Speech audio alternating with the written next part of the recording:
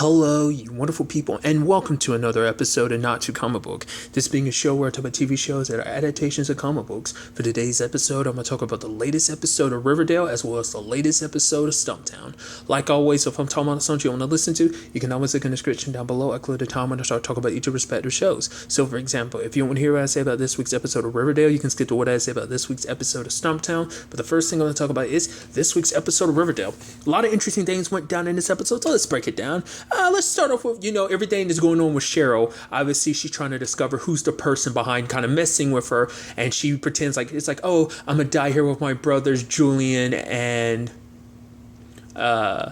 Jason. And then, like, she poisons the room. And then, lo and behold, who comes out? Because, she didn't realize Cheryl had a gas mask. And unfortunately, this person did. And it's like, lo and behold, who it is? Penelope. I figured, just like last episode, it's like, who would have the motives to want to mess with Cheryl like that? To be fair, it would be her mom, because her mom's done nothing but belittle and mess with her entire life. But I thought more so than anything, I thought she was working in conjunction with her aunt, uncle, well, with Cheryl's aunt and uncle and cousin. I thought that was her, but I guess maybe she was, maybe she wasn't. It seems like she the way she makes it sound like she had her own reasons, which obviously Cheryl puts her on trial. She's like, oh, really? What are you going to put me on trial for? It's like, do I have to literally list everything you've done? You killed Dad. You tried to kill my friends Veronica, Archie, Betty, and Jughead. You killed Uncle Claudio, so it's just kind of, and you killed Uncle Hal, so it's like, there's a long list of terrible, terrible things you've done. And even bringing up the fact is of like, all you've ever done in your life was basically, tear me down and stuff like that. It's like, because like, that's what Cheryl could never really understand is like, why you resented her so much. Is it because like, it's like, well, especially now you're trying to make me go crazy. Is that because you resent the fact is that I'm here and I'm happy with Tony? At the very least, that's what she thought, but it's like, no, it's actually because you're here happy with your brother, because in her own twisted mind, I guess she almost kind of envies, Cheryl, just because it's like you're living this happy life and you're with your brother, like, because obviously Jason meant kind of the world to her, much like Cheryl, but it's just kind of like, I kind of have nothing, and it's like in this moment you have everything and your brother, and it's just kind of not fair, which is just, well, you're kind of the reason why you lost everything, because you decided to kind of go all psycho and everything. But to be fair, much like Cheryl, in her own way, Penelope's just as screwed up, if not more. I'd say if definitely more, considering the fact that Cheryl's never done, Cheryl, and she's kind of done a lot of whoa things, but the fact of the matter is her mom's definitely taking a cake with that whole situation. So I thought it was fascinating. And rather, it's not like, oh, I'm not going to kill you, Mom. Because for her, it's like, despite everything, despite all this and that she's ever done, that's still her mom. Especially because her mom's the only, like, real family outside of Tony and her Nana Rose. Like, her mom is still her mom, and that connection's still there. So it's like, there's always a part of her that's still going to be like, despite how she feels about her, like, she's always going to care about her mom, And so it's like, oh, I'm not going to, get you locked up in jail. Instead, she sends her to the bunker. And the whole point is, I guess, it's like time for you to kind of, penance for all that you've ever done. So I want you to kind of drown, basically almost in this solitude. It's like, hopefully all this time alone will kind of fix you and make you realize the error of your ways, type of thing. And as she was leaving, you could see this look on Cheryl's face, like almost like she does regret it. Because I think there is a part of her that actually feels sad for her mom, because at the end of the day, her mom is so alone right now. And unfortunately, maybe at one point in time, Cheryl was kind of like that, but now she's got so many people around her. She's got Tony, so she doesn't feel like that anymore. I don't know. That's how I kind of interpreted that. But you do see that look of like when she was almost about to go back up the ladder and everything. You can see that look of almost like she did legitimately feel bad for doing that to her mom. And even Tony brings it up later on. But, Cheryl, more so than anything, it's like, I've got to move on, got to move past everything. And it means letting Jason go, because for her, this all meant kind of living in the past. Because what does her mom do? And her mom is trapped in the past as well. And Cheryl, I guess it's like, I don't want to end up like my mom, so I'm not going to live in the past. I've held on to Jason for too long. Even after all these years, I think it's time I let him go. And so she kind of brings everything full circle, because that day on the ice, she said she wasn't trying to kill herself, but obviously she was heartbroken just because of the whole Jason situation. But obviously Archie, Jughead, Betty, and Veronica were there that day, so it kind of make it all come full circle. She invites them as they kind of send Jason off and, burn his body, kind of give him almost like a Viking funeral, because it's Cheryl's way of just kind of finally letting go. And I'm so curious to see what this means for Cheryl going forward. I don't think Cheryl's going to change in the ways that, Cheryl, being Cheryl, and we won't want her any other way. But I'm I'm curious to see what this means in the long run, especially what this means potentially for her trying to rehabilitate her mom, if that's even possible, or if that's just going to turn into a problem later on. But I'm curious to see what this means for Cheryl, and definitely for her and her mom, because I think it's a good thing, because once again, like, that last episode was big old therapy session for everyone. And I think her, this is her taking a step, kind of moving past, her past and everything. So I'm interested to see kind of what that means going for her going forward. Obviously, there's a whole situation. Archie still doing the vigilante thing, but FP caught him, and it's like, you need to kind of go about things the legal way. The fact of the matter is, this whole situation is just going to get you killed. Your dad definitely would be proud of you doing this whole vigilante thing.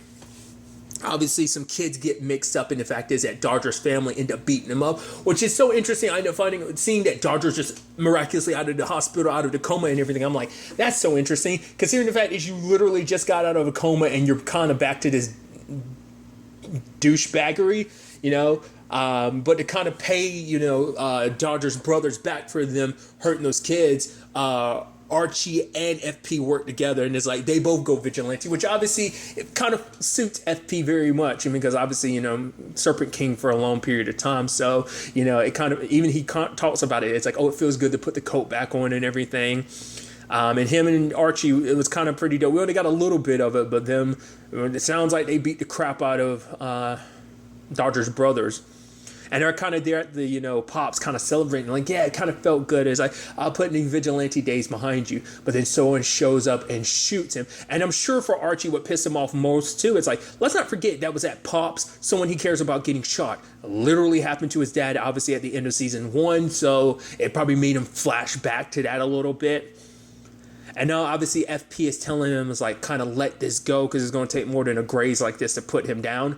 But then Fang shows up, which I'm like, yo, we're just kind of dropping the fact is these people are out and about and kind of fine. I thought that was interesting. Like, this is our first time seeing Fang since Edgar died. That was the last time we saw that one, and that was a couple episodes back. So it's just like, oh, I guess Fang is fine. And even FP is like, well, the fact is you're kind of still on ice a little bit, kind of saying that you're still in trouble. I guess it's because of the whole situation with Edgar in the farm, or maybe it's just because of, we're still keeping an eye on you to make sure that you're back to 100%. Whatever the case may be, I just thought that was kind of fascinating. But Archie, dead set on revenge, goes after Dodger because Dodger and his mom were trying to leave town, but obviously Archie wasn't having that, and it's like, nah, like Dodger's like, oh, challenge him to a straight up brawl, and they brawl it out. Obviously, Dodger gets in some good blows, but Archie definitely gets in some really good blows. To be fair, he is more well trained than Dodger, and he beats the smack out of Dodger, and I love it. She's like, and his mom was like, stop, you go and kill him, which Archie was like, I told your son if he ever came after, if I ever saw him again, I'd make sure he'd never walk again. The fact of the matter is, you and your son get out of here, because if I see any of you ever come back to this town, I will kill all of you. I'm like, yo, Archie. And then he turns, because all those kids had shown up, and it's like, I'm setting such a huge and terrible example, and that broke Archie, because it's like, obviously he did it for them.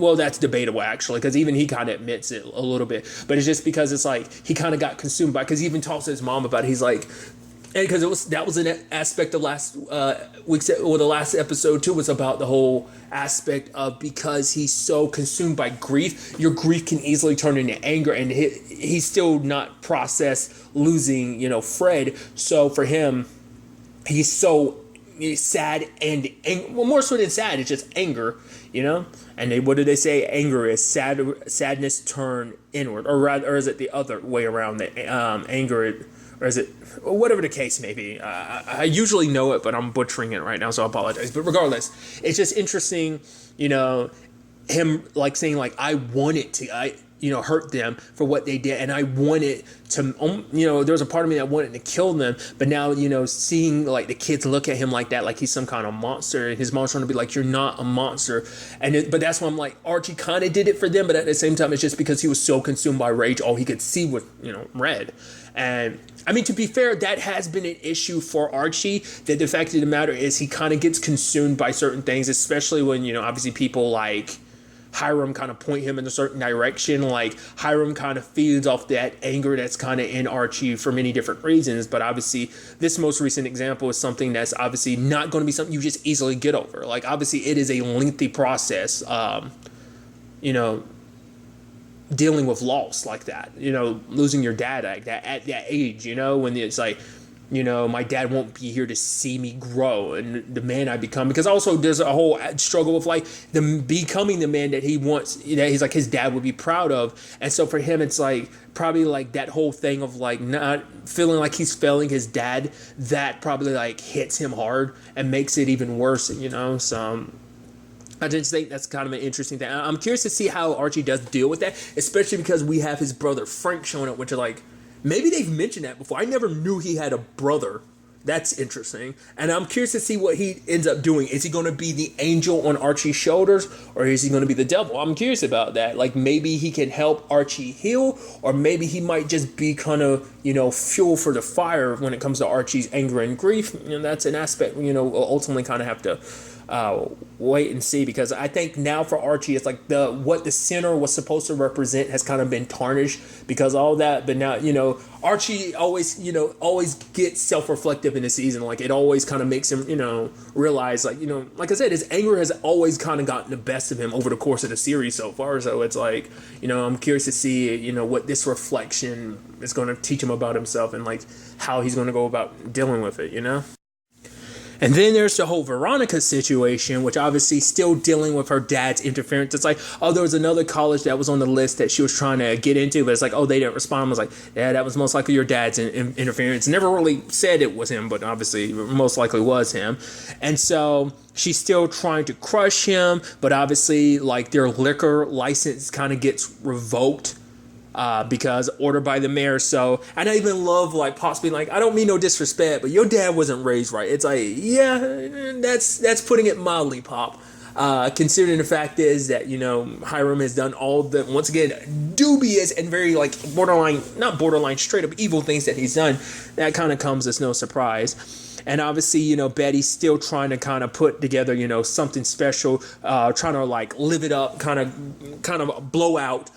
Because it's going to be like obviously the last night before they have to give up their liquor license. Obviously, she even went like above and beyond because her dad was striking back like this because it's like, she went to, because Pops gave her the inspiration to go after, the whole conversation of, he wasn't raised right. She goes to his mom, tells him what's up, and she comes, and he's like, oh, Mom, and she slaps the shit out of him. And it's like, you got my own mom to turn against me? It's like, it's like, hey, name of the game type of situation. And obviously, she gives Veronica, like, her rum recipe, which obviously later on Hiram is, patenting. So it's like, if she tries to use it, he'll try to make it and sell that, he'll sue. So it's just like dick move after dick move, especially because the other college she was trying to go to, Columbia, he set up a meeting so that she would be there at that time. It's just like, once again, it's so crazy that you want the sick and twisted thing is you want your daughter to love you. You're so desperate for her love, but to get her love, it's almost like you need to break her before she can love you. It's like, I need to show her that I'm in charge and that she needs me. Like, it's a deep, twisted, obviously, it came up last episode of just like her father's obsession with her, but it's crazy now that that's kind of been put in our head as an audience of like, right, it kind of makes sense why he kind of does what he does and expects her love in return, because it's like, I'm the best, I'm doing this all for you, I prepared you, yeah, I'm putting you on this path and everything, I'm putting you on a path for success, because in his own way, once again, she's a reflection of himself, she's an extension of him, so it's like her failures, he feels like it's his failure, so everything he's doing, I guess in his mind is like, I'm pushing her, I'm making her stronger, I'm making her tougher, I'm making her wiser, she'll thank me in the long run, it's like, Hiram's got a very interesting way of thinking and looking at the situation. But it seems like despite all that Hiram's done, the recruiter seems like she's still interested in, Veronica, because she's like, I don't know what went down tonight, but it's probably an interesting story. And that's where we're always looking for people who can tell interesting stories. So it's like, and Veronica is about to tell her something. I'm wondering, is she going to explain everything that's going down? I'm curious to see like what that kind of necessarily means. Obviously, it seems like it seems like Hiram kind of won this particular bout. We'll see whether that ends up continuing to be the thing or not. I did like, Veronica and Veronica's, song and everything, especially like Kevin joining in too. It's just quite the, obviously performance and show. So I don't know. It's going to be interesting to see, the Lodge family continue growing. I'm surprised, Hiram's other daughter isn't more in this. Maybe that's going to be later in the season, but it's just kind of like she was there for like 2 or 3 episodes and then she went back. I mean, obviously, like, to kind of take care of the clubs in Miami, but she was more so there to Hiram kind of get some leg up to kind of irritate Veronica. That's what that comes down to. So, we'll see. Once again, it's not just about the hold Hiram has over Veronica. It's almost a hold that she falls into, in the sense that she finds herself kind of caught in this cycle that her dad's trapping her in. Like, he has his own reasons because he's obsessed with her, but it's like she's always still around him and everything. Obviously, this whole point is to break free of that. But when it's all said and done, will she, or will she kind of fall back into that, rotation and motion of things? So that's something to think about. Then finally we get to the Betty situation in this episode, which is interesting because apparently Polly attacked some nurse, almost like ripped her face apart and everything. But Polly was like, it wasn't me. Like, okay. So immediately then it turns into this whole thing of like, Polly doesn't remember. Maybe she was hypnotized. And then it happens to Alice. My mind immediately thinks of Evelyn, because I was like, right, what's the one connection between Polly and Alice? They were in the farm, and it's like the whole brainwashing thing. And obviously, I was like, who's left from the farm? One person in particular, Evelyn, and she would definitely have an issue with Betty because Betty's the one that kind of played a role in unraveling everything. So obviously, Charles kind of runs that for her, like, tracing the phone number, and then that all leads to Evelyn in prison, and obviously her saying that basically the whole hypnosis is meant to be like each one of the people she hypnotizes is turning them into Betty, in the sense that these are Bettys trying to kill Dark Betty. So every time there's a Betty around them, they kind of manifest that person as like, oh, this is the dark side of myself I have to kill. Kind of like, the psychology that is obviously Betty always struggling with her dark side, which I guess is because like she talked to, well, it was probably a combination of her talks with Edgar as well as Alice when she was fully into the farm and everything, probably spilling the beans about those aspects of her, so.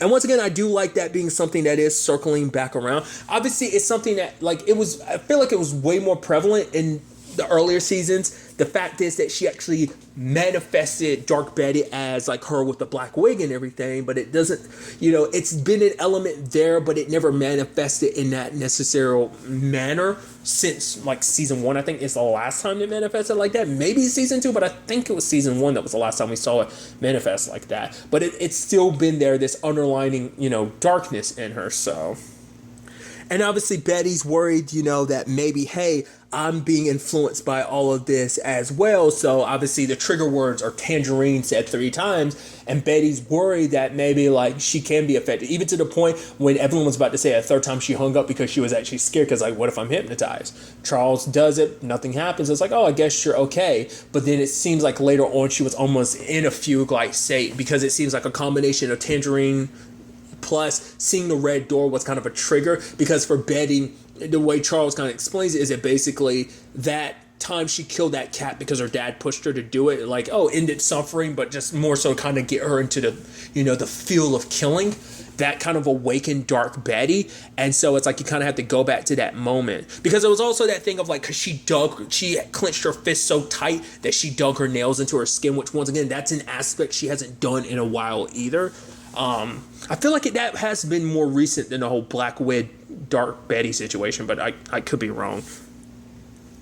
Regardless, Charles tries to put her in a trance, and she goes into it and goes back to that moment, and she stops herself, because it's like, hey, if I mentally stop myself from doing it, maybe I can kind of, in a way, kind of stop, Dark Betty from kind of running rampant. If I could go back to this moment and change it and stop myself, then it's almost like a cleansing of her mind, which once again showed you, like, obviously everyone in this group is psychologically messed up, but I think it kind of puts it there to like, I think Betty's probably the most psychological. I mean, I think her and Cheryl can give each other a run for their money, because they both got psychological issues in their own right. So I think Betty's just physically manifest more than other people's typically would, But for her, it's like, oh, I've gotten rid of it. She felt good again because she's like, oh, she does like, oh, tangerine, tangerine, tangerine. I just had to make sure that the dark part of me was gone. But instead, she smashed the mirror, so it's like subconsciously she didn't realize what she had done, or maybe it just seems like she didn't realize. So it's like, whatever the case may be, that dark Betty is so rooted in her, there's no getting rid of it, which immediately my brain is like, well, we know Charles and Chick are working together, like, to do whatever it is they're doing to get back at Betty, to get back at Alice, whatever the case may be. But immediately my brain is like, could they be working with Evelyn too? Just because it just seems so... Like, Evelyn has her own reasons for wanting to destroy Betty, but I feel like Chick and Charles' whole situation too kind of presents that. So I'm like, I feel like there's got to be some connection there. They are at the same prison, aren't they? Maybe they're not. I don't know. Well, because obviously prisons are typically separated by, genders and stuff like that. So, but I'm still curious, like, I don't know. I just get the inkling like there might be more to that. Because let's not forget Charles was making it seem like, Polly was the one that was sending those calls to you and saying that crap, which obviously, I believe it was Charles doing that to make her feel better. I mean, not unless it was actually Chick doing that on behest of Charles. I don't know. So there's that. The whole thing at the end, we'll circle back to that after we talk about Jughead's side of things, which obviously Jughead reaches story. DuPont's actually like, I like it. It's pretty good. Brett being like, what? You can't actually believe that. He's like, yes, I do. So the fact of the matter is you get the contract. You get to be the one the ghostwriter to take over the next book and everything. But now this started getting Jughead thinking like, well, really should I? Because he needs to know the truth about the whole situation with his grandfather. So he contacts Charles, and Charles was like, yeah, I'll look for our grandfather, which I'm like, right. I think they had to constantly remind me, it's like, right, that is a complicated thing, that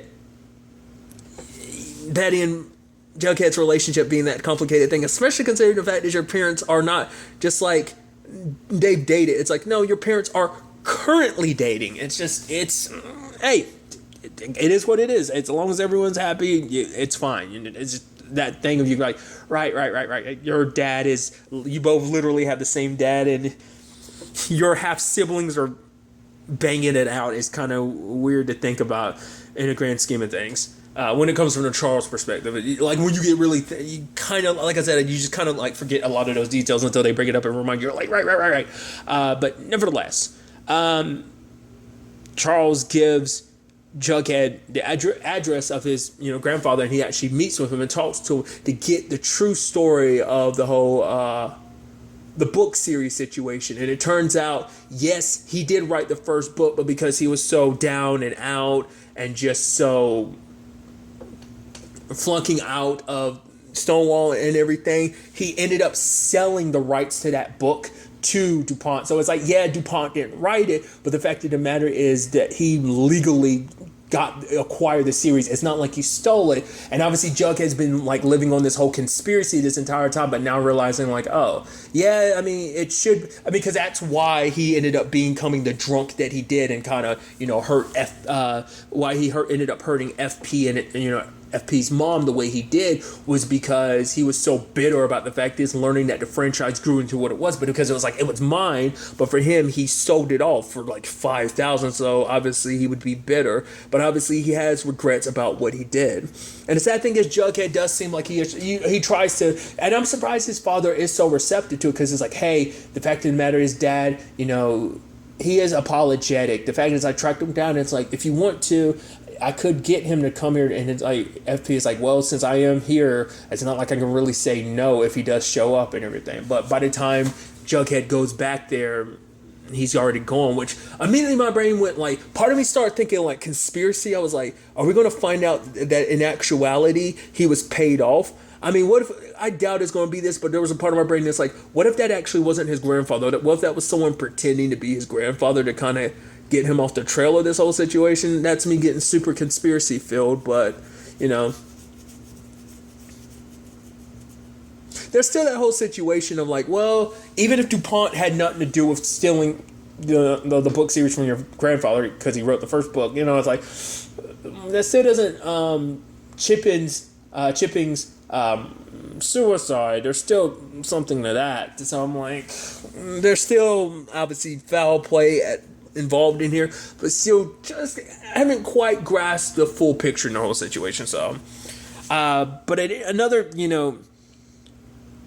I don't know. Like I said, my thought was that maybe there's something there, but maybe it is simply just like, hey, Jughead's grandfather ran away, and he goes back to FP, and it's just kind of like, right, he ran away. It's like, I'm not too surprised. He it's too much to kind of face the past and stuff like that. So I guess it's like Jughead found him, and it's like, well, maybe I can make amends to FP. It's like, no, I can't do it. I've caused too much pain to this family. I need to just disappear again. So, we'll see whether that really is all there to it. I mean, because he was like, yeah, if that was really the case, don't you think I'd be dead too? Which there's always a possibility that, Jughead's grandfather is dead, and that's why he wasn't around. Maybe not. I mean, it could just be the fact is that maybe Jughead inspired him to kind of speak up the truth, and DuPont killed him for it, maybe. So maybe there is a conspiracy, maybe it's not. It's hard to say at this point in time. So we do have Jughead signing the contract, but then he gets, drawn out in the woods, and lo and behold, it's his classmates, and he's like, okay, so this is the point where you kill me. They're like, no, idiot. Here you are, initiation. Welcome to, Quill and Bones.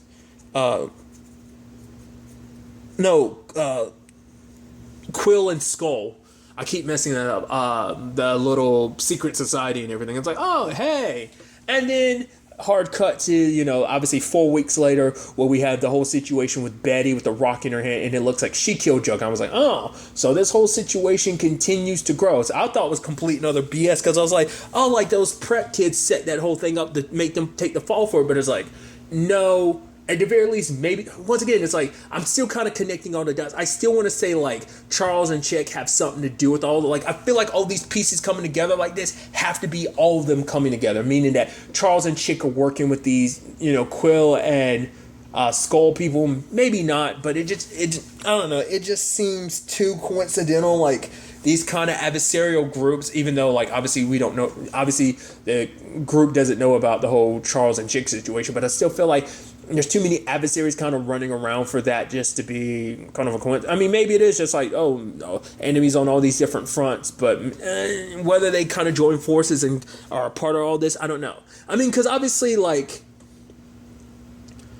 because I feel like someone else had to shift things, because the whole point is to look at herself as Betty, as Dark Betty, and obviously she hates herself, but why would she do it to Jughead unless someone shifted what Evelyn already did and made it so? Or maybe the whole point is that anyone she sees in front of her becomes Dark Betty. Maybe that's just what it means in general. I mean, well, because at least with the nurse and Polly, the nurse's name was Betty. So, I mean, we'll have to wait and see. But it's like, now it makes sense, the whole situation. They were covering up the crime to help Betty because she killed Jughead. And so they were covering up for it. So that's where Archie and Veronica kind of fall into this. Obviously, Betty wasn't in her right mind. Not like they can necessarily bring that to anyone's attention. So now it kind of changes my perspective on this whole Jughead situation. Once again, I still feel like the thing is, I can throw out these theories, but I haven't quite nailed like this is the definitive red herring, because it's like every time we learn more and more about that situation, we learn a piece that makes it go, well, that doesn't seem like a red herring. That seems like a straight up, it is what it is, that actually happened. We'll have to wait and see. Like I said, I'm waiting for the twist, but everything's setting it up to be like, obviously, there's got to be a twist, but I'm trying to see what it is ahead of time, and I'm just not quite figuring it out. Like I said, I've thrown out my theories, but it seems like with every new reveal with the whole Jughead's death, we kind of find out, no, there's more to it, We'll ultimately have to wait to see where all this ultimately takes us when Riverdale returns on January 22nd. And now moving on to this week's episode of Stumptown. A lot of interesting things went down in this episode, so let's break it down. Well, first and foremost, continuing where the last episode left off with Dex waking up next to a naked Liz, and it's like, okay. So it's like, no, maybe it's not what we think it is. But then Dex is like, maybe, and Liz is like, let's not go down the lane of maybe. I was like, oh crap. Ansel's here, so like, all right, so let's sneak out. Which Dex is like, no, Ansel, is pretty sharp about this whole situation, and literally all roads lead to you walking past him. So it's like, how do we handle this? And I love that Dex has her like go out the window, because it's almost like a girl's boyfriend coming to see her. It's like, oh my god, my parents are here, sneak out the window. It seemed like such a high school thing, which I think that theme in itself kind of fits very nicely with the episode. We'll get to it soon enough. But I love that she's telling her, it's like, yeah, jump down, make sure you like tuck and roll. And it's almost like, have you had experience like this before? And Dex is like, yeah, boyfriends and I think husbands and stuff like that type of situations. I think she just always had to make quick escapes, which obviously that speaks a lot about Dex as just a person, just after everything she's been through. That in itself encapsulates a lot of who she is, sadly. But regardless, there's that. And obviously it's like, let's keep this between us. Gray doesn't even need to know about this. Obviously because of that, Liz is avoiding being around Dex as well as avoiding being around Gray. But since I brought up the whole conversation of high school, it's actually kind of interesting because Dex actually runs into someone she knows. Her name's Penny. Basically, Penny's daughter Jennifer got kicked out of this like very like high, like preppy, like prestigious school because she got caught with a whole bunch of pills and stuff like that. And obviously a lot of it doesn't seem correct, because it's like, yeah, the moment like she presented it to the principal or headmaster or whatever, but like 10 minutes later, police show up and stuff like that. And it's like, wait, that doesn't make any sense, because it's like, why would I, and even Dex was like, why would a drug dealer turn themselves in ahead of time? But it's like, well, that's just because she knew, it was coming and she just wanted to, try to get out in front of it. It's kind of what, her mom was like, that was probably like the lane of thought that was going to be taking place. But it's interesting because like Dex is working on this job, but apparently her and Penny had beef back in high school. In fact, later on they kind of used the word rivals. She was perfect Penny and Dax was dirty Dax, just because Dax wasn't from a wealthy family, so she was kind of poor, and obviously Penny came from a pretty well-off family. So I did like that basically to kind of get, into this investigation that Dex becomes the substitute teacher. I wish we could have gotten more of that. Her actually trying to teach stuff like, what the hell is this? Like we never got any of that per se. We just got her just kind of like asking questions around. It would have been pretty dope, because I'm like, man, Dex being a substitute teacher and everything, especially because there's also that part of me that kind of feels it, where she's like, the kids are being rowdy and being assholes, like for what, it's just like, and her just kind of wanting to snap. She's just like, oh, you little twerps and stuff like that. It's so interesting, because I think it's because at someone, obviously high school wasn't that long ago for me, so I remember I'm like, yeah, I was amongst people my own age, and I remember plenty of people being like assholes in classrooms, and I'm just like, and now that I'm older, I'm like, man, kids are such assholes, even more so. So it's just perspective and age is kind of, giving me that mentality. So I kind of feel Dex, it's just like, oh, you look, because it's like, what was it? It was like one of the kids was like, oh, you can't actually like yell at us or something like that, which Dex was like, what? It just, I love her being in that environment, because it's totally not her on so many levels. But obviously she's trying to figure out this whole situation, because obviously one of the people in particular that seems like a suspect is this girl named Alyssa, which, side note, I could be completely wrong. Is that the same actress who plays Andy Mack in the Disney show Andy Mack? I think that might be the same actress. I'm not familiar with the show. I've only, once again, most of my experience with Disney stuff like that is typically because I was like, oh, I'll see my nieces watching something like that. So I've caught glimpses of it, and I'm like, that looks like it's the same actress. If it was, it's obviously, I always love making connections like that, because that was a Disney Channel show. Obviously, ABC is under, the Disney banner, so I just thought that's interesting. If it ends up being the same actress who played Alyssa, it might not have been. I could be completely wrong, and this tangent was all for nothing. But regardless, I digress. But it's interesting because it seems like it's like a very like high pressure school and stuff like that. It's kind of like if you don't stay on top, you can kind of fall through, because like a lot of like assignments and stuff like that. But then there's like the cool like volleyball coach or whatever, MJ, that Dex was talking to. So I thought that was kind of interesting. It's one of that moments, those moments are just kind of like when you just watch enough crime dramas and stuff like that, you're like, It's the volleyball coach, isn't it? And she's the one kind of behind all this. I just had an inkling. It's just like the way he set her up and introduced her to Dex like that. I'm like, it's you, isn't it? It turns out to be the case, but it's a little interesting, a little complicated, but not really. I forgot what that girl's name was that Dex was trying to like. She was like questioning her, and then while the girl was like driving away, she called the coach and was like, "Oh my God, like this is all your fault and everything." And then like. There are so many levels to this. I'm gonna be skipping around, but I thought it was kind of interesting because like the coach, she grew up in that same environment. She went to the same school and everything. And the fact of the matter is, she took a lot of drugs and stuff like that to kind of stay ahead. And that's kind of what all the kids, because like they look at her as like, oh man, she's a cool teacher. Because the fact of the matter is, she cares about us. She's being our friend. She's looking out for us because she understands the pressures that we're going through. But I thought it was kind of interesting because the conversation, because obviously Kavanaugh and Hoffman are having that conversation of like, obviously, oh, you're gonna wait for your lawyer to hear? All right, well, we'll just talk to ourselves. Oh man, it's kind of crazy. Yeah, she went to rehab and stuff like that for her addiction. So it's like, and it was interesting where I think it was Hoffman or Kavanaugh that had said like, oh, people who suffer from addictions typically try to be friends with people, kind of almost drawing other people into that addiction as well. So it's like in her own messed up way, like trying to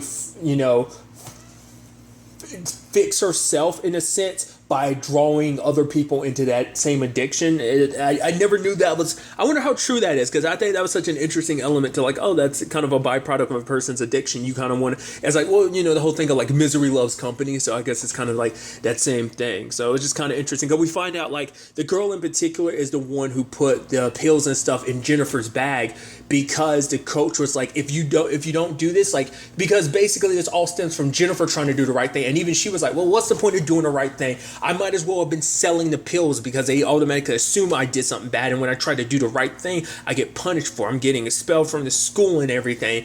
And so that's what this was all about, because Jennifer has started noticing like, oh yeah, some kids at the school are getting high and stuff like that. And she started reporting it.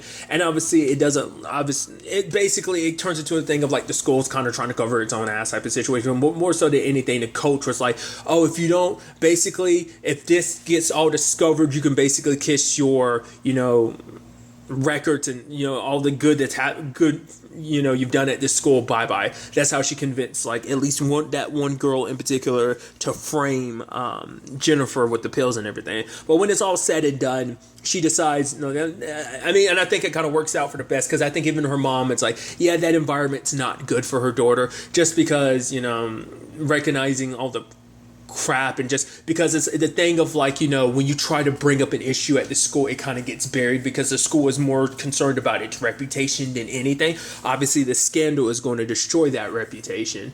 But it was also interesting too, because this case also kind of brought a little closure for Dex and Penny, just because it seems like they kind of had some, they now older, have a little more retrospect, because it's like, well, you said this thing about me. It's like, well, you said that I have lice. Well, you did. And Dex didn't have any response to that, because it's like, oh. But it is a thing of like, they almost kind of respect each other. It was more so that they found the other person intimidating. So it was a friendship born through rivalry, I guess, in a sense. And it's kind of like, and Penny says that line of like, oh yeah, it's kind of a good thing that we ended up growing up, right? Which obviously growing up is a big conversation for Dex in this episode, but we'll get to that soon enough. Obviously there's the whole situation of, you even had Dex, I think a level of maturity that it kind of shows. She wanted to tell Hoffman about it. Like, she wasn't even going to tell Gray, but the first person she was going to tell all this to was Hoffman, because I think it's like, well, we are, we're not dating, but we're not dating. So it's like, I kind of, there's something here. So it's like, I should be honest with you, but she kind of chickened out at the last second.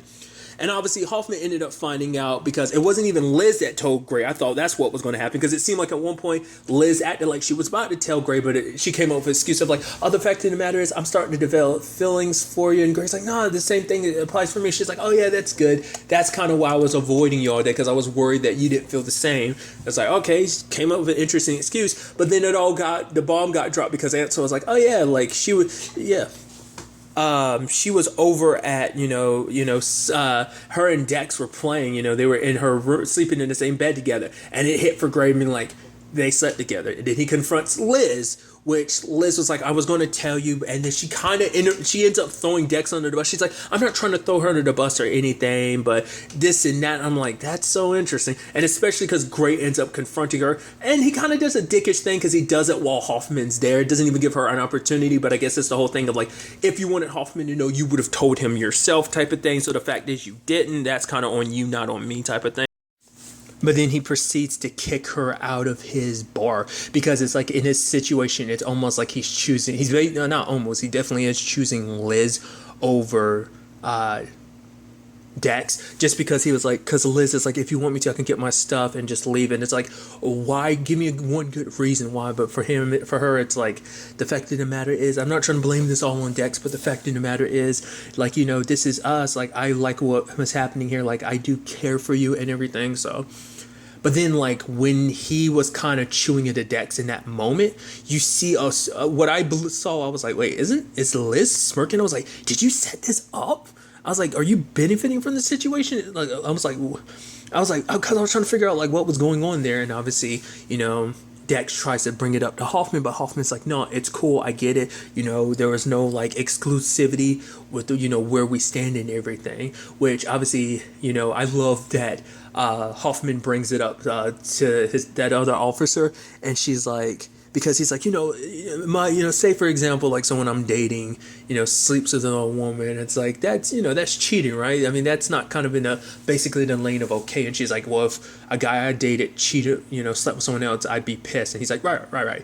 I think there's a part of my brain where it's kind of like, I interpreted that as kind of like his way of being like, oh, because it was, her with another lady, that there's a part of his brain that was trying to justify it. But like, well, I mean, come on. I mean, is it really cheating? I mean, that's how I think of, because I interpreted it as like his stereotypical male brain being like, oh yeah, two ladies together. I mean, come on, that's not cheating. I mean, no, it is cheating. So I just thought that was interesting.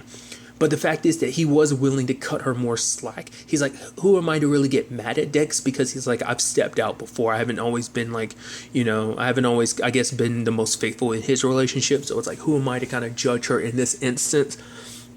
But, she's like, well, because later on he kind of tells Dex, it's like, nah, it's cool, it's good. I think we should keep this professional, kind of just ending things where they are. Which she's immediately like, his colleague is like, the fact of the matter is, if you're angry at her, let her know what you're feeling. Because obviously you want to act like, oh, no, everything's fine, there's no problem. You literally spent the entire like investigation kind of moping about her. So if you want her to know how you feel, let her know how you feel. Because it all came about because Gray kind of tore into her.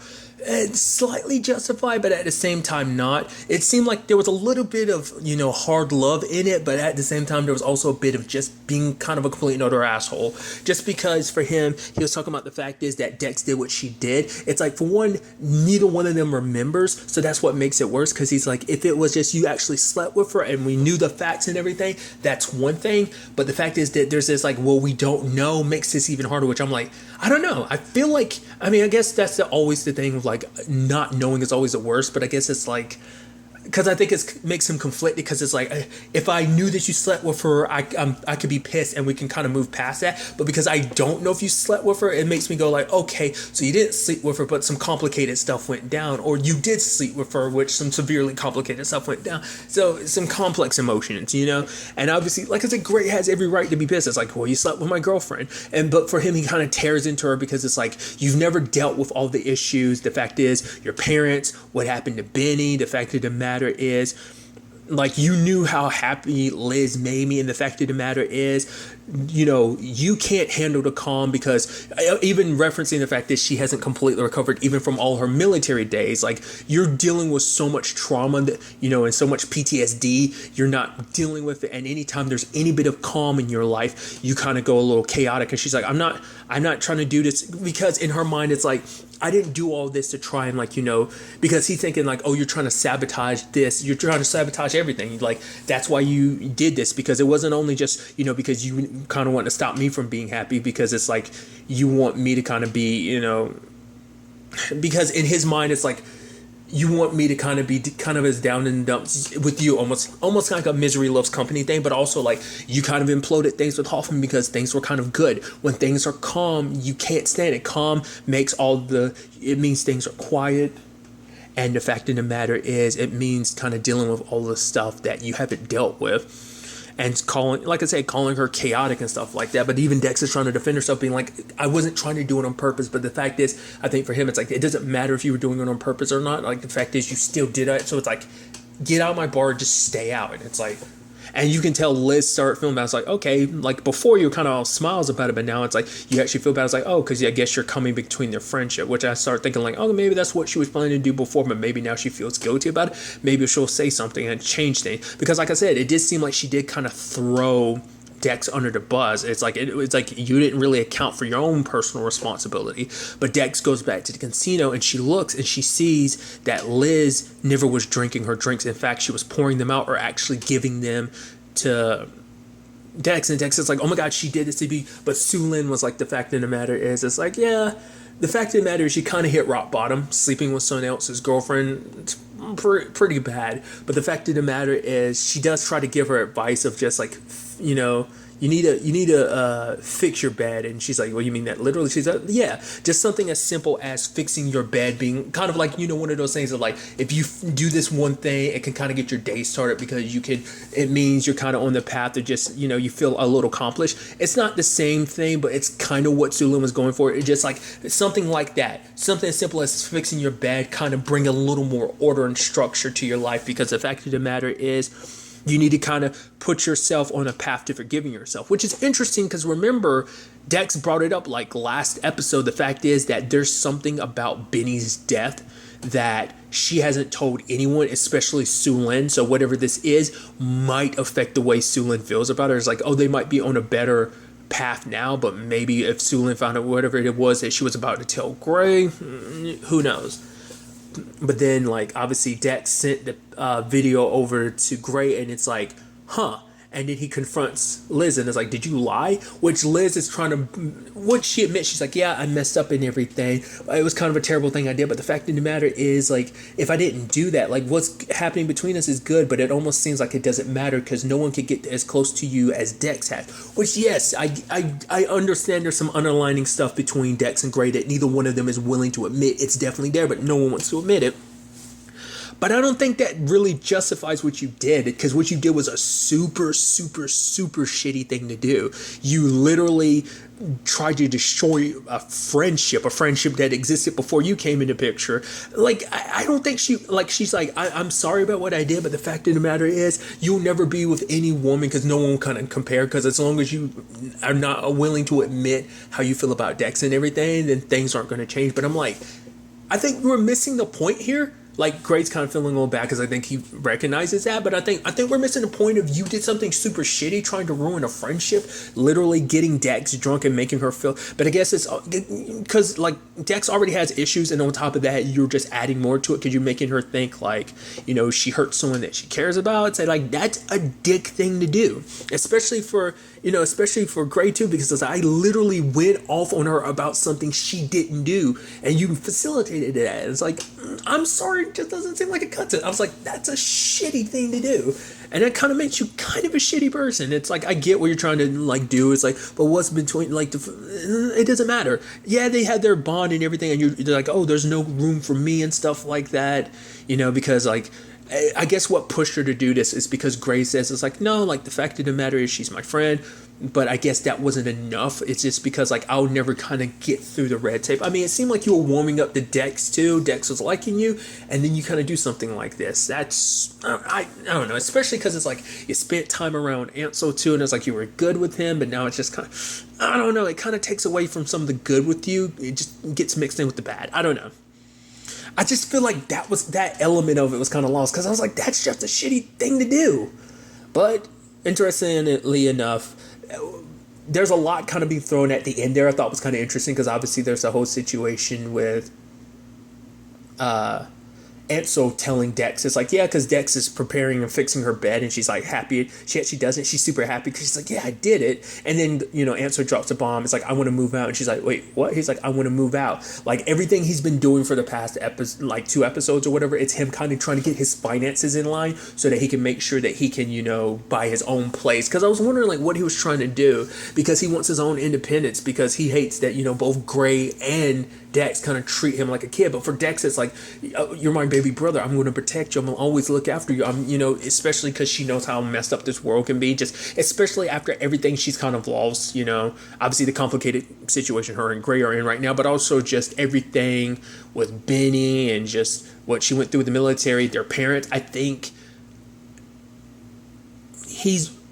Ansel's one of the few things she can hold on to.